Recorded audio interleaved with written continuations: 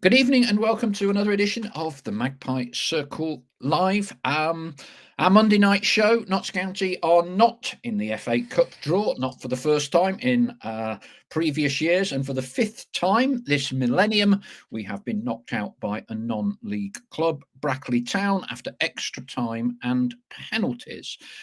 Your thoughts on that? We'll be getting the professionals' view in Mark Stallard. Mark had a few technical gremlins with BBC Radio Nottingham, having to do the commentary off a mobile phone for much of Saturday. So all round, it wasn't the greatest of evenings or performances. Your thoughts, accountability and responsibility. How angry are you by the exit? I think a lot of people were really looking forward to a good cup run, which we haven't had for a little while. And you're also talking a six-figure cash injection to the club just by getting into the second round. Unfortunately, that has not materialised. What are you wanting to see in terms of a response? It's the Vertu Trophy on Tuesday evening, Manchester United under 21s. It's a bit complicated. A draw could get us through, and a win might still not get us through. Are you that bothered or not? Lincoln are in pole position at the minute, and it will, broadly speaking, be a race between Barnsley and ourselves for who gets the second qualifying spot. It's a 7 o'clock kickoff for those of us going down to Meadow Lane on Tuesday evening. Then it's a blank weekend. We have to wait until Monday evening, a reunion with our former promotion winning or championship winning manager, even Steve Cottrell, and a rejuvenated Cheltenham Town next Monday. Are we overreacting to Saturday? You look at the league table, fifth form team of the division. It's a bit of a blanket sprint at the minute. 5 points, I think it is, separating top and 10th or 12th, whatever it is.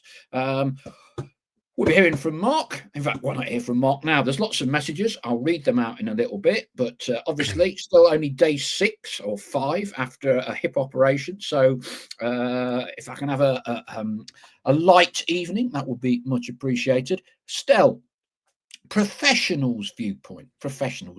We're fans. We all go potty. How bad, how embarrassing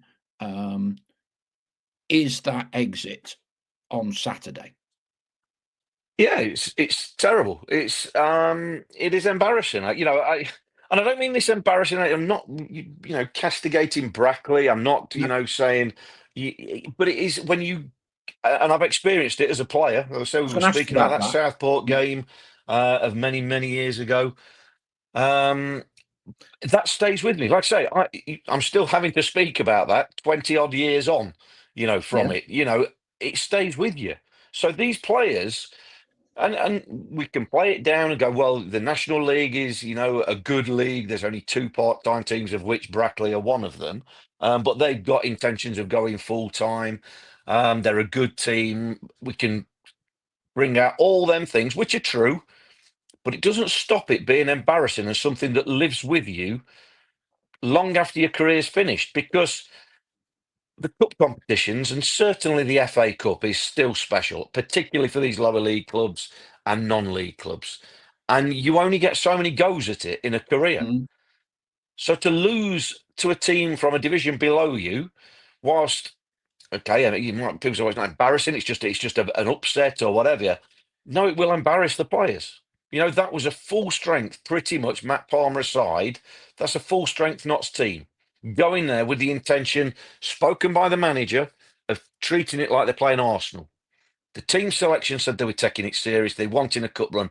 Every Notts fan wants a cup run. We all think we're due one, don't we? And I think there was a feeling that this season, this could be it. We just got into a decent run of form in the league, and that started to improve. Performances have been better, and results have been better. So we went into it with, yeah, it's always a banana skin, but we're in good form. We're in a good place. We're taking it seriously. This is the turn of things.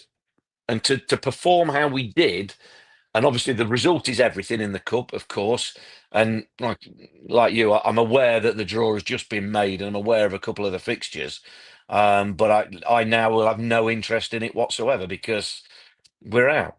And I'm sure everybody with a Notts persuasion will feel the same now. That's it, door shut for another year in the cup, and by no means is the AFL Trophy going to make up for that tomorrow night. That's a totally separate can of worms, so we'll leave that alone. But yeah, that is an embarrassing defeat. It's been plastered all over social media and the BBC website and on the internet and what have you, because that is a scalp for Brackley doing Notts. And it has to be said, probably an upset can happen. You can lose on penalties. Anybody can beat anybody like that. But I think if anybody looked at the manner of the game, the performance, the way it happened, I think that's the embarrassing factor. That the bit that Brackley deserved to go through. Nobody, yes, a 92nd, 93rd, probably 94th minute penalty when it looked like Notts had got in the hat, but nobody is saying they didn't deserve to go through. And nobody who saw the game, nobody saw the balance of the chances, is saying they didn't deserve it. We were poor, really poor. Sort of let ourselves down a little bit after being ahead twice, and that will hit the players. It should hit the players, and they'll need to respond when we get back to the league. But that will hit the players. That will stay with them for years to come. Believe me, because say my Southport episode that stayed with me. And I don't remember all my career, but believe me, they'll remember that. They will remember that whether they want to or not, and I'm sure they won't. Yeah, I mean, let's just delve into that because I think it's quite interesting. So that's over 20 years ago, lost at Southport. So as a professional, how do you deal, or how much does it hurt to lose to an inverted commas non-league club in the FA Cup? Because quite clearly it's had an impression on you, because you can't remember half the goals you score, can you? Yeah, No. that Southport game is kind of imprinted on you. Absolutely, and it's how much does it hurt? Of course, it hurts. It hurts losing any game hurts. Going out the FA Cup and going out the FA Cup to a lower league or a non-league team. Bearing in mind, back in the day, we were in what is now League One, and Southport, I think, were in they were either National League or what is now the National League North. I can't quite Yeah, remember. So there was a bigger gap between the yeah, teams from Saturday. But even so, there's a sense of embarrassment about it, and that again is not to disparage the players that you play against in non-league, because they're going to be up for it. It's their big game. You've got to be up for it. There's an embarrassment that you don't perform. There's an embarrassment that you go into it knowing that you are the bigger fish, if you like, and they're going to throw everything at you, and you've got to be right at it. So there's your motivation to perform, aside from the fact of you want to have a cup run, you want to get a big club yourself in the third round. That is it. So the embarrassment of it is with the players, in terms of that'll stay with you like it has done me. And I say I got took off after half hour. yes. So but again, I can't remember games, things like I can't remember details of a lot of my career, but that game absolutely vividly. I remember the fans hammering us as we got on the coach, and rightly so. I remember losing my rag with Billy Dearden for taking me off. I remember the dressing room afterwards, after we'd been beat. Do players become Um, fractious with each other then after a yeah, defeat like that? Yeah, yeah, we did. We did. It wouldn't surprise me. Again, different circumstances, yeah, different time. Um, but yeah, absolutely. And but again, it's the magnitude of it. Do not think, and I know fans are hurting and embarrassed and upset and angry. Do not think for 1 second the players will just brush it off and they go, "Well, don't matter." That categorically will not be the case, because even if they wanted to, they couldn't. They are going to be reminded of it. While Brackley I think they've got home to Burton. Is that right? that's it. Second round. Yeah, So who knows? They might be back on the telly again, but yeah, it's going to be mentioned again. cool. It's been mentioned all weekend, so they're not going to be able to get away from it. It will live with them. You can't expunge things. You can't be selective about what you remember and what you forget from your career as it goes on, and that will haunt them. I'm afraid that is, and I'm speaking with experience of it. So yeah, unfortunately. So again, now the big thing is they've got to get back to winning ways in the league, and we can't let it. And we'll be angry and embarrassed and we'll dissect Saturday. But Yeah. what we can't do is let it detract from the fact we're on a good run in the league. 4 wins out Mm. the last 6. the league table's looking more positive. So, okay, terrible Saturday, but back to the league game. They've got to be better. They've got to keep picking up points, and promotion is the main aim of the season. So it's back to that now. They've got no excuses, no distractions now, barring a run in the EFL Trophy, but that will not be a suitable distraction for anything. I'm diving around with the message boards tonight. I'm just going to pick up instant reactions to the result to tie in with some of Stell's views. Luke Beardsley says Saturday was not good enough. Once again, embarrassed on the television. Hope it doesn't dent our confidence. David Skinner's coming up with some stats here. We are close to holding the record as a league club that has been knocked out of the FA Cup more times than any other by a non-league team. I worked it out, Stell. It's 5 in the last of this millennium. And then interestingly, you have to kind of go back another 30 odd years to have been knocked out once. So, we must probably be the most informed league club to be knocked out by non-league clubs this millennium. I can't believe anyway. Basically, it's 1 in 5 at the minute. Donny Pye, Roos is getting a lot of deserved criticism. It would be interesting to see how he recovers from it, but this was a poor team performance overall. Andy Walton will come on to this. How many players do we need to get in January? The goalkeeping situation is poor, says Neil Fletcher. Can we afford to wait until January? Utter disgrace, says David Skinner. My nightmares in the FA Cup started with Runcorn in 1967. Stell wasn't born, David. I was in my black and white striped pram. My dad went to that one. I didn't. I would, even if I'd gone, I don't think I would have remembered it. James Knight, when was the last time we beat a non-league club away? I've supported Notts for 56 years and I can't remember. Someone will be very quickly onto that one. Don't mention Hornchurch either, asks David Skinner. I've lived here nearly 40 years and still travel back and forwards. There we were, self-isolating during COVID when Hornchurch knocked us out of the FA Trophy semi-final. I think that was one of Ian Birchnell's very first games, wasn't it? Right, Stel. Look, we might as well debate this.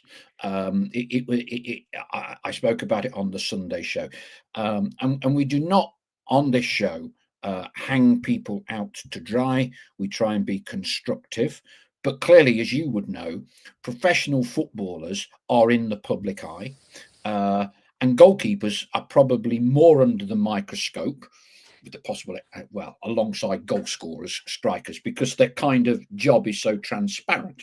And if you're a goal scorer and you don't score for 20 games, you're in trouble, aren't you? And if you're a goalkeeper and you let 3 or 4 in a game and you're not doing very well, you're in a bit of trouble. And Cal has obviously had a difficult act to follow in Alex Bass. And I think it would be fair to say there was surprised by a large element of the fan base that we allowed Alex Bass to leave, given he was probably one of the top 4 or certainly top 5 goalkeepers in League Two last season. We got a good fee from Peterborough, fair enough. But the club under the brothers has by and large not found it easy finding goalkeepers. Sam Slocum's seen off about 6, hasn't he, during his career? What's your take on the situation with Cal? Cool. Well, look, obviously he's coming from criticism and stick. I am aware of all that, and he will get more from after Saturday. It's such is the life of a footballer. You're right, more scrutiny than ever before in the game, and the goalkeeper is probably once they're having a bad run or things aren't going well, then they seem to be under more scrutiny than anybody else because every mistake is so costly. And like I say, and I obviously can't give you too much in terms of technical details about goalkeeping. But what I can say from a footballer's point of view is, and I saw that the first goal on Saturday obviously was that with the sort of big bit for me. I saw a keeper who maybe was lacking confidence, maybe the weight of the criticism, he's not immune to it or what have you, because, and I know, and we've spoke about this before, I know, I've seen him play before because he was at Derby. I know Keller, in terms of technical ability or things like that, he is what I call patty cake merchant, but he's a modern day. He parries shots, he punches crosses. He's not somebody like Alex Bass who came and catches the ball cleanly very often. If there's any doubt, any risk, he will punch, as a lot of modern keepers opt to go for. Yeah. So I could have, like I said, well, I did tell you that, didn't I? Off air, Yeah. I've said that to you before.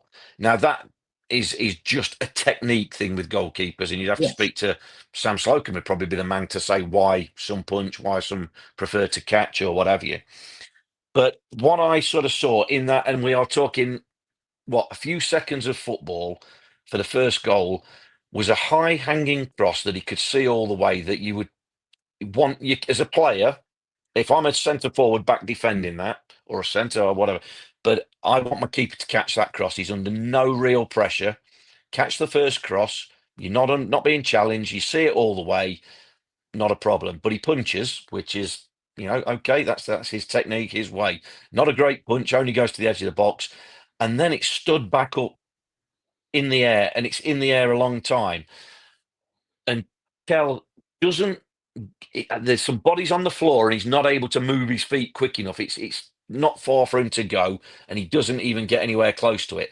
But interestingly for me, the reaction of Notts defenders, there's nobody challenging the lad low at all, because all the defenders have dropped back onto the line, the 3 or 4 that were there, to think, well, the keeper's got it, Kel's got it, or he's going to go and challenge it. We'll just cover round in case. And Kel didn't get anywhere near it, and the lad's got a free header from 5 yards, and stuck it in the net. Now that to me, as a collective bit, says to me you've got a keeper that is maybe erring too far on the side of caution, i.e. punching across he should have caught when he's not under any pressure, because safety first, not feeling confident enough to catch it. B, you've got defenders who, rather than then challenging the second ball for the header, which you would expect one of them at least to go and challenge, they're dropping back because maybe maybe they don't trust the goalkeeper. They think they've got to keep the line out. I don't know. But it sort of permeates this feeling of a lack of trust, a bit of insecurity in your goalkeeper, is what I'm reading into that. And I might be reading it totally wrong. And again, I'm trying to dissect that and Saturday in the context of, okay, yeah, on its own, but in the context of, we've won 3 out of the previous 4 games in the league. Yes. So it's not all of a sudden it feels doom and gloom, but it isn't all doom and gloom. And we can have overreactions and emotional reactions, overreactions to certain instances. But I do see that, and let's be honest, that's not the first rick he's had. Even in the game on Saturday, a couple of times with the ball at his feet, he was hesitant and nearly got closed down, didn't he? One got blocked, and Yeah. we got away with it, sort of thing. So as much as he's an experienced keeper, I feel like his performances are bearing the burden of somebody who knows he's getting criticised and not getting a lot of love from fans, and that is a tough place to be. That is a tough place to be. But he's got to, got to believe in himself. He's got to do the job. Like I say, he's a good shot stopper. Absolutely no problem with that. But I think just a few of them aspects, when we're comparing him as well to Alex Bass from last season, who seemed to give the defence so much confidence, coming and catching crosses cleanly, that I think what we're seeing now is the difference between a keeper that catches and a keeper that punches.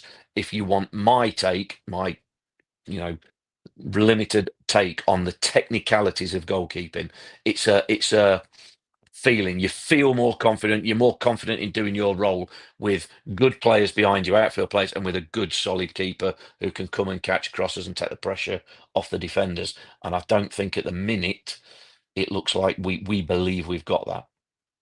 And in terms of balance and context here, Adam Kent says, I wanted to be the first to say he was the first on the show tonight.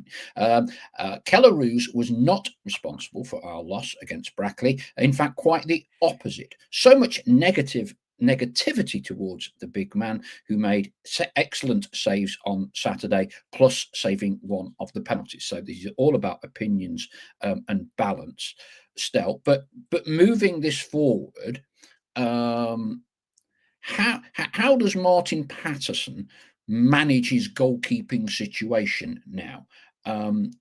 One thing which I think is unfortunate for Cal is that whatever the recruitment metrics and all the rest of it are, we sign a goalkeeper who's fundamentally a catcher. Yeah. And as you said to me very early on, and let's be perfectly honest, every single person that's watched 10 games of football and seen Kel Roos play 2 times previously in his career would say he's not a catcher. And at 33, I'm not sure if you're Steve Collis, you can somehow leopards and spots say, right, we don't want you punching it, we want you catching it. I mean, would that be fair to say? Have we got what we've got? Do you try and build confidence up with him? I mean, how would you try and manage this situation? Do you make a change? But that again is a young goalkeeper who's never played one single minute of league football. Yeah, absolutely. It's difficult. It is a difficult situation because the psychology involved in it, and I don't know the personalities involved, but I think from a Martin Patterson point of view, you've got to treat this. If Kell was an outfield player, how would you deal with it? Performing like this now, like the person just said there. Yeah, yes, he saved one of the penalties. He'll be frustrated. He didn't save more than one of the penalties. Made a great save from the lad from the 25, 30-yard effort. That would have been a spectacular goal. But I say you've got that dilemma of, do we sit down and discuss it? And that way I am letting Gal know I think there's an issue as well as manager, as head coach. There's a problem. Do we ignore it? Go, no, he's our number one keeper, and for whatever reason, I don't know as if he trusts Harry Griffiths, thinks he's ready. I don't know that. Or if he does trust Harry Griffiths, then Harry Griffiths comes in and goes, do you know what? That might be, one performance too many. I'm going to take you out as well to protect him a little bit. But mainly because if it was an outfield player, what would you do? I think we've seen enough from Martin to know that if you're not performing, then he will take you out of the team. Doesn't necessarily matter what name it is. It is difficult because again, it's a specialised position. Obviously, goalkeeper. You've only got so many of them, and I'm surprised we've got 22 minutes in without somebody suggesting Sam Slocum dusts off his keeping gloves and maybe makes himself available again. But I don't think that's going to happen. But it is tricky. It is tricky. You've got a specialised position, a keeper that's come in that is experienced, that is a good keeper, but not playing at the top of his ability for whatever reason that is at the minute. Just like any outfield player, not playing to the best of their ability. Then what do you do? How long do you leave it? What have you got in backup? And I say it is difficult. It is tricky. I say Steve Collis will be doing his business. I mean, it's nothing on him. I think if anything, I think we've alluded to it, isn't it? That I could have told you what Kel Roos does. Just like if I'd seen other keepers. So it's nothing on Kel Roos. He's not coming and done something. Oh, we didn't know we were buying this. So that does come down to a bit of a question on recruitment, I'm afraid. And obviously Roberto Gagliardi's no longer at the club. But I do think you have to look at that and go, well, what style of keeper have we brought in? And I think he's a totally different style to Alex Bass. And I'm not going to say, well, that Alex Bass is great and Keller is not. That's not the case. I'm saying he's a different style of keeper. And that should have been known when he was brought in. Very good points. And again, darting around the message boards, I'm just going to pick up some of the comments regards Keller, and then we can move on. Richard Elvin says, within 5 minutes of watching Alex Bass, I relaxed. It was immediately clear to me that he was class. Ian Hayward says, Roos will potentially cost us 10 points in this league if we continue to maintain him as number one. I would certainly look to leave him out and play Griffiths on Tuesday against Manchester United.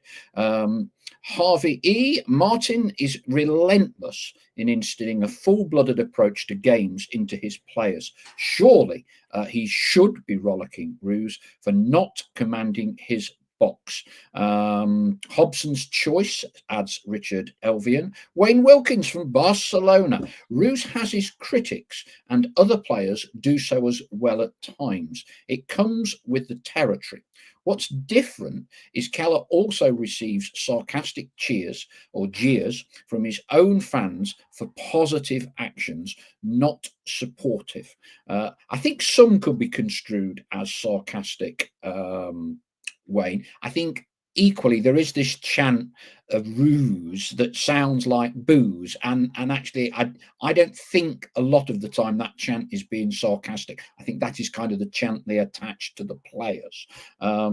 Dale Pikett, a good goalkeeper would save you 15 points a season. I'm sorry, I just cannot see that in Keller, and he could cost us promotion this season. Does our recruitment model really work, says Johnny? I'm thinking not. Lots more to read out. I'll have a go at going back about 20 minutes, but we try and get as many read out as we can. So let's just whiz back up the boards. David Dawes, again, we've fallen short in the FA Cup, down to poor defending. Royston, Brackley's work rate and will to win was superb. They gave everything as if their lives were on the line and put us to shame.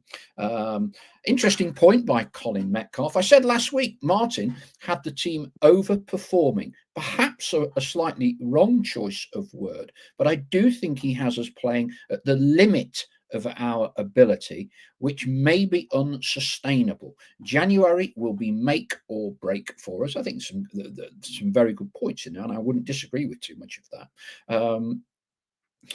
Paul Mantle, a chance to give us fans some optimism into how the season will go. Again, we're let down. Black Sox, will to win is the issue to me. Where there is a will, there is a way. Jonathan Hammocks, right? We've got the epistles from Jonathan. Right. My anger is slightly subsided after Saturday. We look like the part-time team. Very, very disappointed. Part two, I didn't think Patterson came across very angry in the interview afterwards. I'm slightly worried about a lack of desire and how complacent we looked. Part three, don't get me wrong, if we get promoted in May, I will forgive them. I think there should be room for Jarvis back in the first team squad. Ness was excellent, by the way. We'll come on to Jarvis in a minute. I'm not sure whether you're able, well, you probably wouldn't have been able to hear unless you could overhear Pat Nevin. And Pat Nevin, within 2 minutes of seeing, believe it or not, Mr. Jarvis mentioned him, and he did, in the same breath, honestly, as Cole Palmer. No, I'm not joking. He did. Yeah, he was waxing lyrical, and he said the way he glided across. He actually mentioned Cole Palmer twice in connection with Will Jarvis. I mean, we'll dive into this now. Will's been, he's come out the permafrost along with Traore for a very small cameo. His quality's never in doubt, is it, Stell? And I'm sure that is not the reason why he's not getting a sniff. I'd be surprised if he doesn't start tomorrow. But what do you make of the whole Will Jarvis conundrum? Well, yeah, I mean, Pat Nevin, I do rate as a pundit, quite like him. Yeah. I see what he's saying. I think we can all understand what he's trying to say about the Cole Palmer thing, because Will Jarvis, he does have. We've said it, since he's come to the club, he's got that lazy, sort of laconic way of just drifting past players as if they don't exist. But I think, unfortunately for him, part of his body language, and maybe. Look, I don't think it's too big of a leap of faith to think that maybe his way in training and way of working doesn't necessarily align, to use the current trendy word, with what Martin Patterson is looking for maybe on the training ground. Now, ability will get you so far in a game, but attitude tops it all.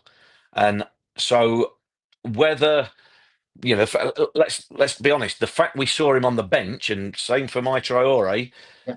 on Saturday, could have been an element of the fact we were allowed 9 substitutes rather Yeah. than the normal 7. It could have also been a fact of the matter that Matt Palmer was missed out of the whole, was rested out of all the 20. So there's Yeah. another extra space there. So, But you only know, allowed to bring 5 on.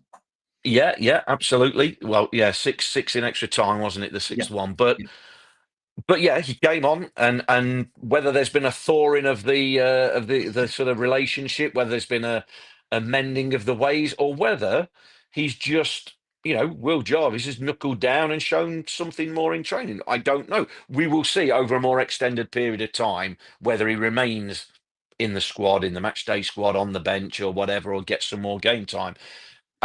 You're right. I think the limited amount we've seen of him, what everybody who's seen him will know, there is a player in there somewhere with ability.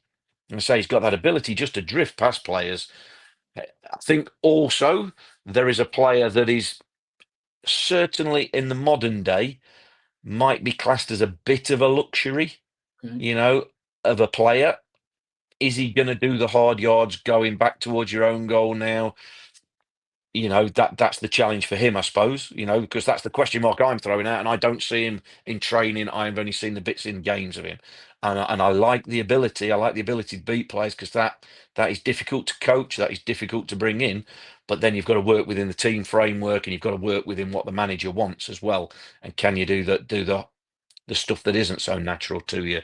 So I think he is one of them sort of players that will, yeah, sort of differentiate what side of the fence you sit, in terms of, do you back Martin Patterson with I think we're a hard-working, real gritty, steely team, and whoever it said, you know, maybe we're overperforming, or maybe he's pushing us to the limits of what we can do. I'd like to hope not, but I do agree and get where they're coming from.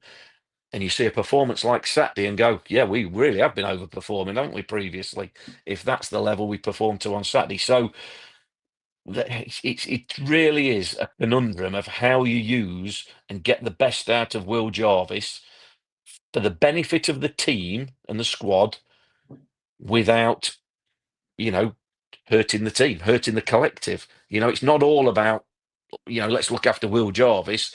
It's about Will Jarvis has got to show what he can do to make the team better. And hopefully we're on the way there, because like I say, Will Jarvis was brought in on a long-term contract, so he's contracted for a while, and we say he's got ability. He's certainly got ability, I think, for League Two and to affect games there. But then it's how you utilise it. Let's not forget, things are never set in stone. Jody Jones played as the number 10, didn't he, for the first Yeah. half a dozen games of the season, fairly ineffectively, it has to be said. Mhm. And he's, you know, still would say he's not hit his top form at all yet. But again, he's maybe being asked to do a slightly different role within the team, and everything's different. So it's never straightforward with football. You know, yeah, Will Jarvis, has he got ability? Yes, absolutely. Will Jarvis, does he seem to be the player that has characteristics that Martin Patterson seems to favour? Maybe not. That's the question mark. And then that then is a challenge for the lad to try and improve and give the manager a nudge, or give the I keep calling him manager, head coach, a nudge, because he's the man that picks the team. He's the man that's got it. You've got to impress. So, you know, he's got ability, but so have other players, and it's not all about. It should never be all about one player. Very good. Jonathan Hammock's part 4. Sorry, I can only do short messages. I hope the players realise the magnitude of the defeat, and put it right by getting us out of this 4th division. I hate this division. Thank you, Jonathan. Then, and points there you've raised about Will Jarvis that hopefully we've been debated. Several messages in connection with Brackley getting Burton in the FA Cup. Had we gone through, we would have got Burton as well. You keep the same number ball in the FA Cup. It's a little bit different in League Cups and others. So that I don't think would have been a bad draw, but hey, it doesn't matter. We're going to have a blank Saturday. Ian Cooksey, I watched how Walsall scored early yesterday, Eastleigh. Then game managed the rest of the match, something we seemed incapable of doing. Just one final point. Stout, sort of one of my takeaways, and to get the professionals' view. Um, Martin Patterson has spoken a lot about getting players fit, culture, winning mentality, all that sort of thing. And for me, I always, up until it went to penalties, I did think we would somehow scramble through, because the 50-50s seemed to go our way with the penalties, the non-penalties.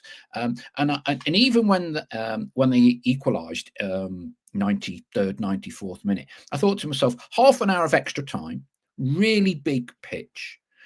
They are, forget a non-league team for a minute, but they don't train full time. They don't train full time. And I see Pedro's lad, Jordan Richards, for instance, Boston United in the same division. He comes down into the gym 2 or 3 times a week, has his own little circuit and that kind of thing, because Boston don't train very often. How might you explain the professional team with an emphasis on fitness, which clearly Martin has got, the non-league team who are not full time, on a big pitch, going into half an hour of extra time? Wouldn't you expect the professional club to step up a couple of gears, bombard, whatever, get a goal, and that non-league team to basically run out of gas? And it was completely the opposite. It just seemed to pass for 30 minutes, and we never really seemed to go for them, you know? Yeah, and I think it's a valid point. I think one thing I will say is that non-league teams now, even part-time, Yeah. like you say, with all the nutrition, the sports science, and everything there, that even non-league teams are fit now. They are. Right. You can't. There's no hiding place for you. You know, Brackley have done really well, and again, I mentioned obviously a slight vested interest. Obviously, Gav Cowan is the manager Yeah. there, former teammate of mine. I had a good chat with him after the game, congratulated him. And one thing, and amongst all this, what I do want to say, I said it on the radio. Absolute credit to Brackley, Yeah. absolute credit to them because like I say, they deserved it. They were the better team, really. They executed their game plan brilliantly. We didn't have the ability to break them down or manage the game when we got ahead. I like you thought we'd home and hosed really by Yeah. 90 minutes, and then all of a sudden a penalty and say nothing really happened in extra time, it seemed. But um, yeah, absolute credit to him, the way he got the team organised. They had a definite game plan, condensing the space. And we've seen teams do that, haven't we? We've seen teams do that in the league. And it's down to nuts. You've got to move the ball quickly. It's never as easy as saying, oh, we're the league team, so let's go up a gear or two. No, it's never that easy. And like I say, I try not to forget I was a player once, and I've played terribly on many an Yeah. occasion. And like I've said, so but there is that thing that Martin said we want to be the fittest team in the division when he's talking about League Two in and amongst Yeah. all the professional clubs. So you would think absolutely when it gets to extra time in the manner of the game, the way the game's gone, being ahead twice, being pegged back at the last minute where they've had to sort of throw a bit of the kitchen sink at it as well to take it to extra time. You would expect Notts to go right. Come on, keep the pedal down. Let's go at them hard. Let's bombard them, as you said. Look, it might not have happened, but it might. But that's the way you would have expected it to pan out. I don't think we ever really got out second gear in the whole 120 minutes, really, in the game. Not for any sustained period. I don't know. We sort of coasted, and look again. It's being clever after the event, and it's the way I always used to judge my career. When you played, managers always used to say to you, if you had a game where you looked lazy or you didn't run around or you didn't look like you had the energy, and that can happen, by the way, that happens plenty. It always says, if that was a cup final, would you have ran around like that? And if you're absolutely honest with yourself, if you'd have got to a cup final or a big game or whatever it was, a Man United, Liverpool or whatever, you wouldn't have played at that tempo. You wouldn't have played at that pace. I know the game would have been different, the Yeah. tactical element of it, but in actual terms of would you run around, would you sprint, would you have put more on, would you have given it everything? And if you can't look at yourself in the mirror and say, I treated that game, as Martin said about we treat it like we're playing Arsenal. Never mind, it's Brackley. I'm not sure many would actually say, do you know what, I'd have ran around or done exactly the same, played at the same tempo if it was Arsenal as it was. So I think, like I say, it happens. Unfortunately, it does happen. If you're not right up here, 100% right, He only takes you to be a little bit off it. Oh, it's Brackley. Oh, the pitch is it's a bit bobbly. It's not what we're used to. We don't like these. If you're a bit off upstairs, then you're miles off it downstairs. And I think that's a case of a little bit of what happened, allied to the fact that Brackley played out their skins, executed game plan really well. And let's not forget, they've got players in their team. All the players have got a decent bit of league experience amongst them. So we're not talking about your builders and your teachers and that coming off the work, day at work and coming and playing. But absolutely, like you, I would have expected us to be stronger in extra time. And we were a little bit meek and we were a little bit passive and didn't really look like we believed we could take the game to them. It got a bit stretched at times, but I'd say Brackley were the better team. Brackley deserved to win the game over the 120 minutes and penalties. So there's no sense of injustice at the end of it. There's just that frustration that's a chance gone. It's in the history books. And like I say, the players will have to live with it. Andy Walton, Paul, you've said numerous times anything less than promotion would be a failure. Of course, 23 other Division 2 club fans would feel the same. But do you truly believe the brothers want this? A short reply from me for once, yes. We might disagree on how to go about it, but no, I absolutely, Andy, do think brothers are desperate for us to go up. Black Sox, spelled as in Chicago Black Sox. Paul, you call me Chicago, but I'm actually a Red Sox baseball fan. However, I couldn't really go with Red Sox as my moniker, given the connotations across the river in Nottingham. There we go. There we go. Well, hope you're enjoying it on the other side of the pond.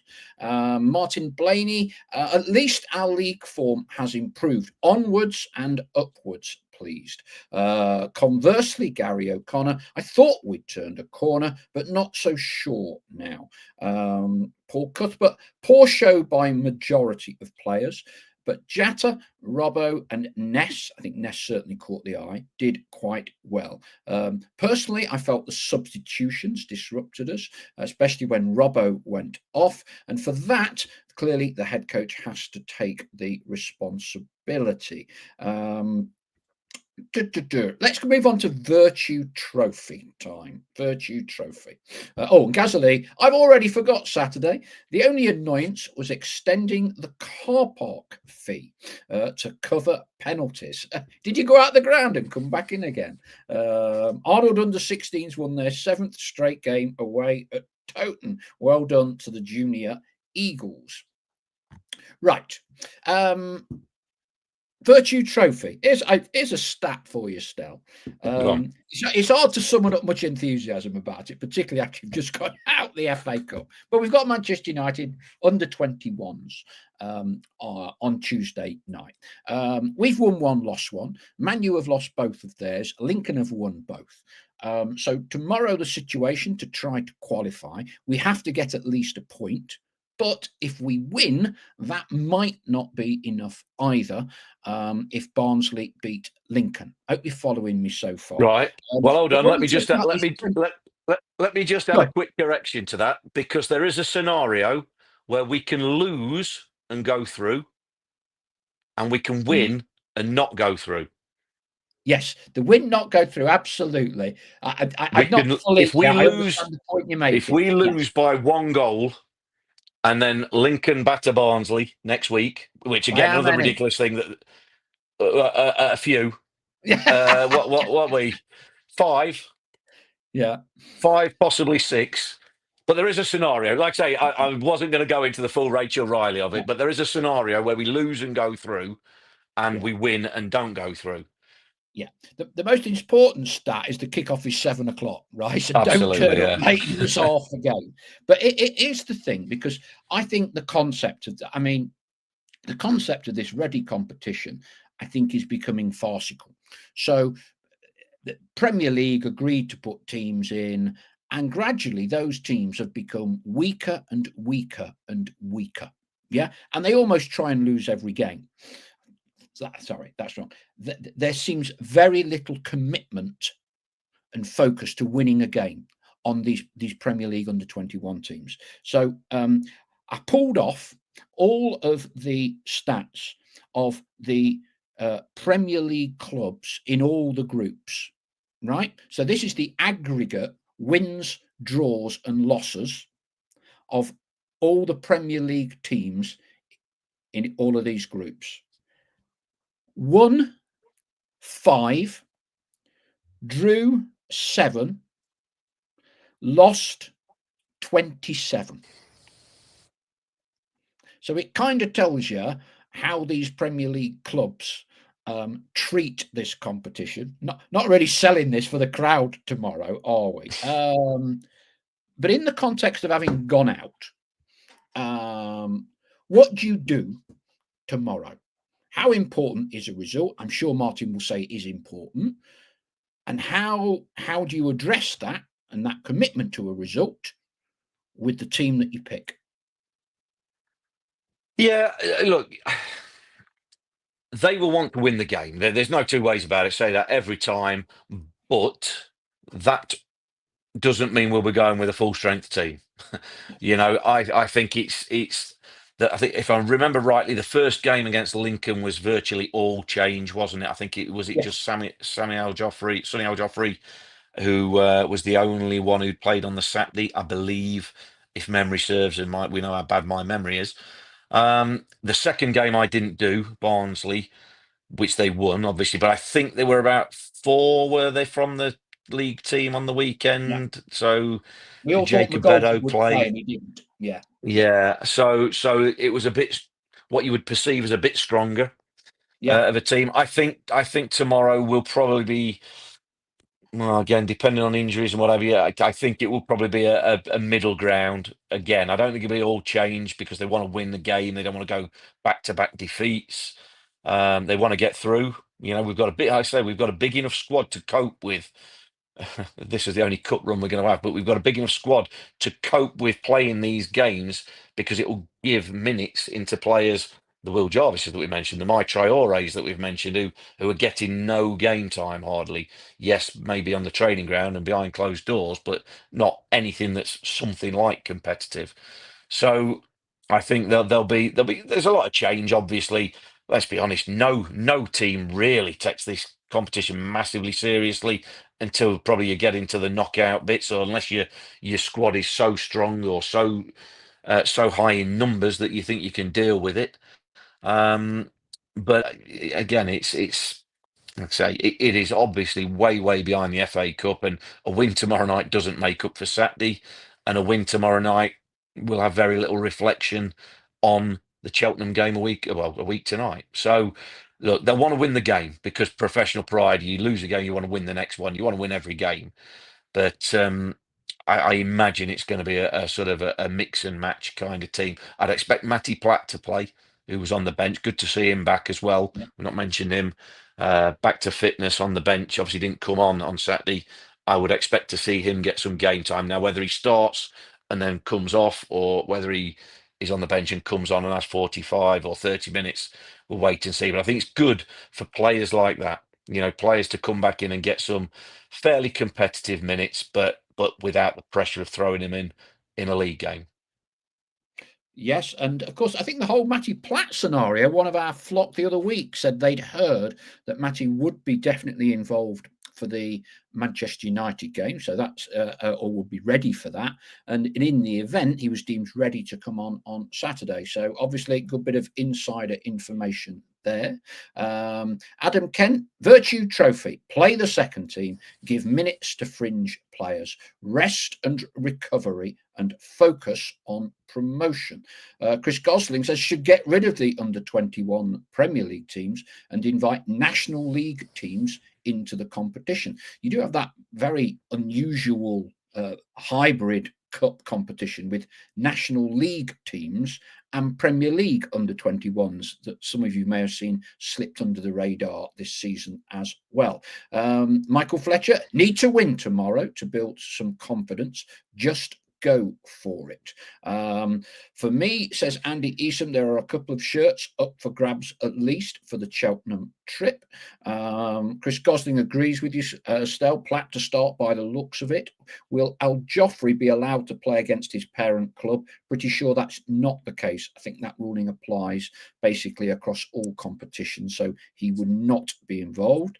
But Chatwin, Paul, we need to get fit for Monday and get to the match, as we always lose TV games when you don't go. Hey, I'm planning to be there tomorrow night. Me and about 1,500 other hardy souls. Yeah, and I've got my train tickets for Cheltenham, so probably stay overnight. I couldn't probably do a there and back Cheltenham all in one day at the minute. Greza Maxwell floating around. Sorry, Derek Flowers, her indoors, says we are going. Says Derek is always there. Is Derek? What else have we got from here? Ray Newton, do we believe loan players give 100% to the cause, knowing they will be going back to their parent club? Jeff Parkin, hello. Jeff Traore is an enigma to me. He's played over 70 top flight games in Sweden and Norway. So there must be a better player inside there than what we have been able to see so far. Vertu Trophy, I don't think we need to get too much chapter and verse about it. When we get to Cheltenham next Monday, Stel, listening to what you've said before, is this exit then just a distant memory? Our league form, we should not forget, is one of the best in the division at the moment. 2 points off top, fifth at the minute. We are performing very, very well in the league. If you are Martin Patterson, are you giving the lads a bit of a riot act this week, or come after the Vertu Trophy game or whatever, not mentioned again, on we go? No, I think he'll have shown them the displeasure that he was feeling. I think he would have said you can't just brush it under the carpet, because he won't want it to become an acceptable level of performance. I think what Notts have been good at, and you're absolutely right, we are, what's the stat? No team has taken more points in the last 11 games than us in League Two. So one defeat doesn't now mean all the players are rubbish, and everything's got to change. But the level of performance and the way we went about such a game, because there is still the magic of the cup, the FA Cup. We're not Man United, Liverpool, Man City, where we can be blasé about these sort of things. And as we've said, we've not had a cup run for what seems like forever. So they want to win them games. They're big, and they didn't perform. And I think the biggest strength we've had over the last 10, 11 games is getting the job done, getting the result. And me and you both agree on this, is that is the main thing. The performance is secondary. All the stats are secondary. Yes, they're building blocks to get the result, but they've got the results. They've picked up the points that they've needed to get, really, and they've done well in the recent games, in the last 10, 11 games. But where was that Saturday? That we're going to get over the line, we're going to get into the next round by hook or by crook. Yes, we're not playing our best, but we're ahead twice. We found a way of getting the job done in the league games that we didn't find against Brackley on Saturday. And again, a lot of that is credit to Brackley. But I think for that reason alone, that's the end of your cup run there and then. One game done. That's it. Done for another year. And he will let them know that that's not acceptable, because if you allow that, then that can happen in a league. We've got 30 something, 32 games left in the league. Every so often you will have a poor performance, and every so often you'll lose a game. That's generally the way it happens. But if you allow it to happen, the one-off performance against Brackley can be a one-off performance in the league, and against arguably better teams, you get punished, and then suddenly winning and getting over the line, you get out of that habit, and all of a sudden you just come short a little bit. We talk about momentum all the time, and confidence and belief and things like that. Losing is a habit, like winning is a habit. So you want to get back to that winning habit as much as possible, and he will let them know that getting beat on Saturday not acceptable, and certainly not with a level of performance. If you perform well and you play well and you get beat, sometimes you can go, do you know what? You gave everything, it just wasn't to be. But when you get beat and you don't play well, then it's not something you gloss over. Not when you're on the run that Notts are on.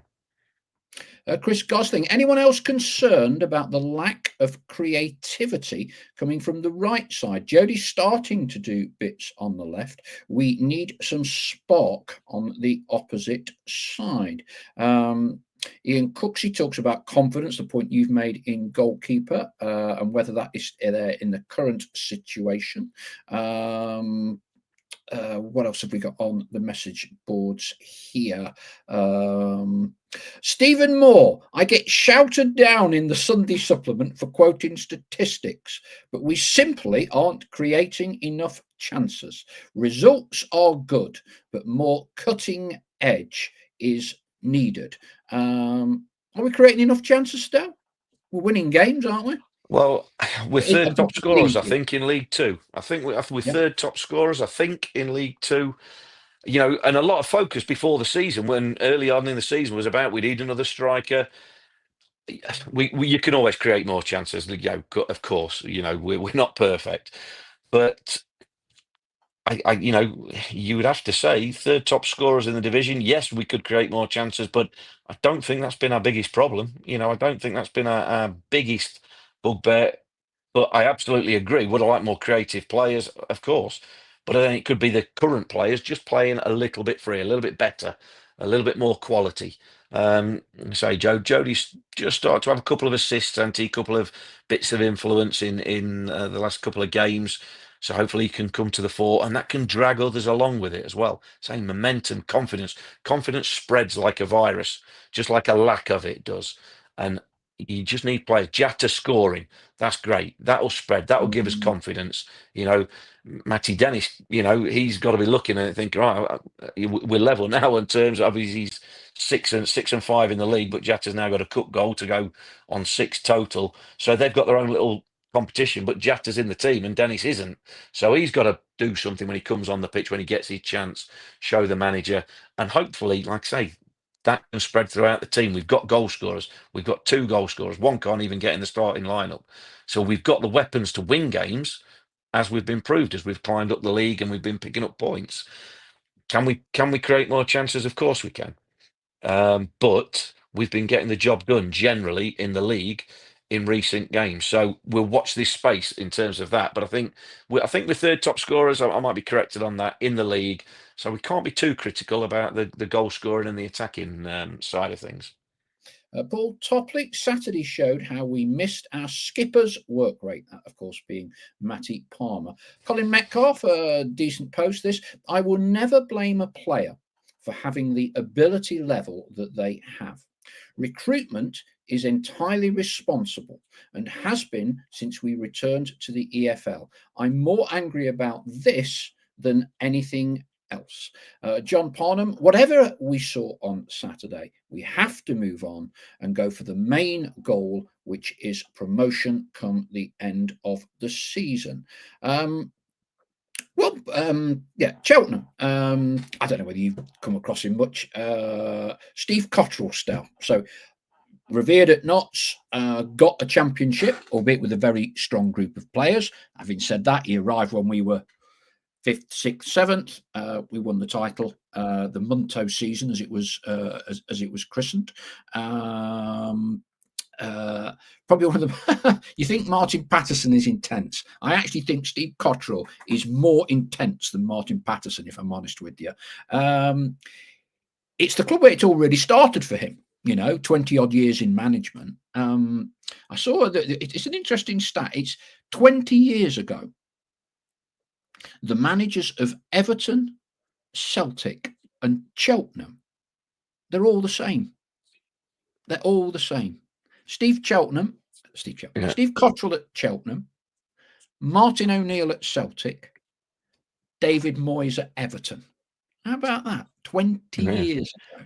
How about that? That tells you about progression in football, doesn't it? Yeah, it's a quirk, isn't it? That I mean, he is back where he started and had a lot of success. Took them out of non-league, didn't he? And did he win the FA Trophy as well Yeah, with yeah. them at the I start? like Steve. Yeah, I've not really come across him too much, if I'm honest, Yeah. for saying he's been in the game so long. But he's got a bit of a track record, hasn't he? Obviously, Notts fans remember the year he took them up out of League Two. But again, I would say with a star-studded lineup for that division at that time. But you still have to get it done. So he's got that ability, and it looks like he's had an impact at Cheltenham straight away, doesn't he? They've Yes. won three, drawn one of the four games he's been in charge of. And they were down in the bottom two before he came in. So he's had an instant impact, which can happen, doesn't always happen. The new manager bounce, as it used to be called, but he's obviously got something about him. He's obviously got them organised and getting them playing in a way that maybe it shows their strengths, if you like. So maybe not the right time to be playing Cheltenham because they've hit a bit of form, whereas they didn't have any up till his appointment. But again, Notts have got to right the wrong of Saturday, and I say, irrespective really of what happens tomorrow night, they've got to right that wrong, and they've got to go there, keep this good run in the league going. I've got to go there believing they're going to get all 3 points. I don't imagine it'll be a 5-3 like it was last season. And on board with that point, raised chances. I'm going to the Cheltenham game, my first match of the season for me. I'm hoping for a positive response and maybe another worldie a la George Abbott in that game from last season. One other thing to cover, Stout. So Matt Dennis gets off to a flyer. He's got the goals. He's top scorer by the country mile. Gets a bit of a niggly injury, and he's hardly started a game since. And Jatta now appears to be in possession of the 9 shirt. I know they got the squad numbers. Does that surprise you at all or not? A little, but then like Jack has scored what 5 in his last 6, is it something like that in the league? Yeah. You know, so he's in form. He's got his chance, and he's took it. And like anything, if you get the shirt, you're not going to get it took off you. I'm a little surprised. Well, we'll see in the next game, but I wouldn't be surprised to see him try and find a way of getting Matt Dennis in there. Maybe not alongside Jatty, he might do that, but play as one of them withdrawn number 10s, if you like, in the little pockets, just in behind the sort of Connor Grant, Tyrese Hall position that they've been occupying in recent games. It wouldn't surprise me if they find a way of getting him in there. But again, it is a thing of if the team's performing, your centre forward, who is being picked at the time, is Jatta. He's scoring goals. You're winning games, as we've said about the form. You're not just about, well, Matty Dennis has scored 6 goals. He's had a good start as well, so we've just got to get him back in. No, you've got to wait your turn, and you've got to prove it, and you've got to earn it. And again, I think we've heard a couple of things from Martin that I think maybe Matty Dennis in training as well is not necessarily his sacred kin in terms of Yeah, how he goes about things. So yeah, maybe a bit more lackadaisical and he maybe not quite as hard working. Although Jatta called him Messi, didn't he, in his post match the other day? So obviously the players like him and rate him, and he's got ability, and he's done brilliantly well. But this is the quirks, and this is how football can be sometimes. This is why class is permanent, form is temporary, and all that. You are nothing until you are something. And like I say, he's had a great start to the season, Matty Dennis, but now he finds himself on the bench and has been for the last few games and can't get himself a starting shirt. And he must be wondering to himself, crikey me, has this happened? Everything was looking rosy. But that is the nature of the game. And so you've got to fight, you've got to deal with deal with the imposters, good and bad, and treat them the same. So he's got to keep his head down, wait for his chance, and then take it when it comes, just like Jatta has. One other thing perhaps to discuss, and it's clearly not lucky because we're out the FA Cup. Matty Palmer, for me, incredibly consistent, but some fans go up and down. He didn't play Saturday. On the TV, they were saying there was a slight niggle, and if it had been a league game, he would have probably played, but perhaps just not quite wanting to risk him as it was a cup game. Would he have been the difference or not, do you think? Do you just think it was too collectively a poor show for a Matty Palmer to have made any difference? What? Give me a long answer, because I'm just having a few messages here saying the goalkeeping coach has left the club, and gone to York. And that's Right. so I'm just Was going that the bit? to check on here now while you are debating, and feel free to be extensive and I, expansive. I thought that ping was I thought that ping was the oven done your dinner. I thought you had to go, but yeah. Look. Without a crystal ball, we don't know. What we do know is Matt. Well, I can tell, but Matt Palmer is a quality player. The sign for a quality player is obviously with your own eyes. You see what they do. He's not a player in the modern day where everything's so stat driven. He's not a player that's ever going to be up there with goals and assists and things like that. And that is something I think he could maybe add to his game a little bit more.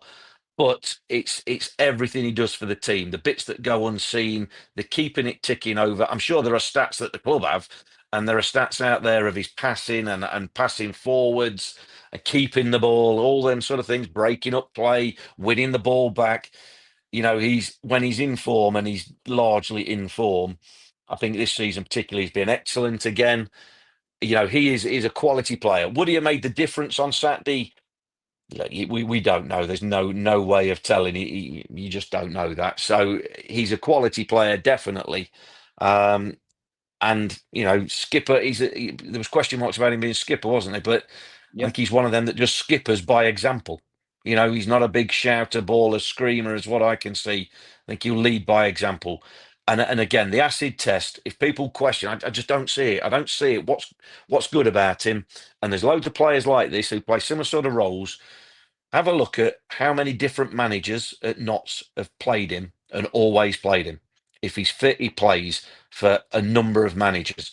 Now, they all can't be wrong, so always have a look at that. If a player plays under numerous managers, it generally means they've got a bit of something about them. They do a job for the team that not everybody can see, not everybody values, but teammates value it, coaches value it, and your manager values it. And that's exactly what Matt Palmer is. He goes under the radar in terms of doing breathtaking things, but from a technical and playing aspect and a team aspect, he does a lot of unselfish stuff, and he's a vital cog for Notts. Would he have made the difference Saturday? We can only speculate, but like I say, as long as he's not injured, and we heard the same sort of rumour. Apparently, he got a little bit of something, but it was just better to rest him, leave him out. He plays a lot of games. Apart from that knee injury he had the season he got against, did he get in the Wrexham game in non-league? Did he do his knee and miss sort of the rest of the season? Aside from that, he doesn't miss a game. He's fit as a flea, and he's vital in games. So absolutely key player. Whether he'd have made the difference, who knows? Right. Have you read your Yes, thing? in reply to Robert Minister, I have not fallen asleep. I am reading the Notts County press release about the new goalkeeping coach, trying to give the flock the latest up-to-the-minute information. So Steve Collis, who's been the goalkeeping coach for, I think it's a good 18 months. I think he came with Stuart Maynard. We've gone back to be with Stuart Maynard at York. Notts have appointed a guy called Darren Smith, and I'm reading from the press release. Darren enjoyed a playing career as a goalkeeper in non-league, boasts a wealth of senior coaching experience, having held similar roles with the likes of Ipswich, Colchester, MK Dons, and most recently Ebbsfleet United. He said the opportunity to come to a club of this magnitude and to work with the likes of Martin Patterson, Sam Slocum, and Andy Edwards, who I know from Colchester, was too good to turn down. I want to be a mentor to the goalkeepers and help them to be the best they can be, with the ultimate goal being to give the team the best chance of winning 3 points on a Saturday. Director of Football, Richard Montague. More quotes from the Director of Football in each press release. Darren has impressed us with his energy and enthusiasm, as well as his varied CV, which has seen him hold key roles in big academies and also the women's game. We warmly welcome him to Meadow Lane and look forward to working with him. There you go, a bit of up-to-the-minute transfer news. New goalkeeping coach Stell. I guess this is also, and I'm sure further confirmation was not needed, but Sam Slocum's moved on. He's a first team coach. The club have not taken a decision here to perhaps bring in some goalkeeper coaching roles to Sam. Sam is part of the first team full coaching staff. This is the new goalkeeping coach. Yeah, absolutely, and it shows the faith that they've got in Sam and that he's earned over the years with being with Notts, a level-headed, sensible fella, knows his stuff. A safe pair of hands, you would say, if you were going to be that way inclined. um, but yeah, like I say, they could have easily gone, well, you go and be goalkeeper coach as well, or whatever, but they haven't done that. So they obviously like what they see with him, and they've had chance now to see him work for the first 3 months of the season, whatever we've had. And obviously like it and feel like, no, we don't need to usher him sideways, or we don't need to split his role or Yeah. anything like that. So it's a bit of a feather in Sam's cap, because obviously it's his first job outside of being playing in football. So he's obviously taken to it well. And long may that continue. But they've obviously gone out and brought in a specialist goalkeeping coach to do the keepers there. And hopefully that's nothing to do with what we said about Steve Collis earlier in the hour. Gresham Maxwell, I was going to use this line. Is he a catcher or a puncher? Adam Kent. I talked with my son about the importance, here's a new one, of pre-assists. Not assists, pre-assists. Often the killer ball that leads to a nudge by the assister. Matty Palmer is king of the pre-assist. There you go. There you go. You see the in-depth technical knowledge of the flock, Stell. That is a mod. You need to get that in on the commentary on either tomorrow or Monday. That is your challenge. That is right. your Who's pre-assist. Yeah, that's a modern one. Who's king of the pre-assist and the pre-assist and all that sort of thing? I think there's that many labels now for people. I'd have got one when I was a player, but I don't think we can repeat it on here, the label I got. So, yeah, look, players like Matt Palmer go under the radar in terms of the headline stats. But believe me, clubs look at that many stats and data and things like that nowadays that he's appreciated within the four walls of Notts County. Well, there you go. We've done nearly an hour and a quarter. You've got hot off the press, goalkeeping coach, a new one. Steve Collis has now moved on to be reunited with Stuart Maynard at York City. Vertu Trophy, early kickoff, 7 o'clock. Stell, you'll be doing commentary, and will your equipment be working? Because I gather your equipment wasn't working, yours and Adam's, very well at Brackley on Saturday. Oh God, we were on a wing and a prayer at one stage. I thought we were going to be broadcasting with 2 cans and a piece of string. We genuinely, because of all the media that were there and all the data, and I mean, I'm not the person with technical insight, but we needed a dongle, but there were too many dongles in the ground or something, so that wasn't working. So yeah, we ended up broadcasting with one microphone between the two of us, plugged into the end of Adam's phone. Right, and because of that, he couldn't then charge his phone while the game was on. So we were on a wing and a prayer as to how long his battery would last, and of course, it would go to extra time and penalties, the longest possible duration ever. So we were sweating on that. Yeah, it was like I say, a bit of a scene setter for what was about to come, wasn't it? Things like that. But yeah, we managed to get it done, and credit to Adam, because he has to do all that sort of stuff. I just stand there and well, look ignorant, and I am. But yeah, so we'll be there tomorrow, and hopefully at Meadow Lane, the facilities, the technology is all there. It should be loud and crystal clear, hopefully.